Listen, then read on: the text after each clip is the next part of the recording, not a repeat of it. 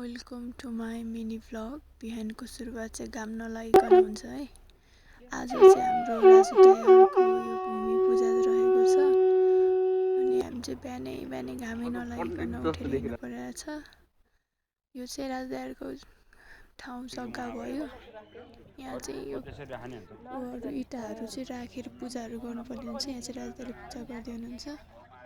फुलले दिँदै हुन्छ, टिका लगाएर पूजा सकिसकेको छ।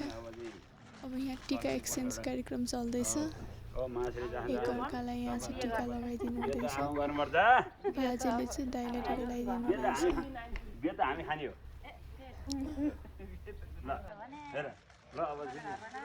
अनि यसरी एकअर्कालाई चाहिँ दोसल्ला ओढाइदिनु पनि हुन्छ।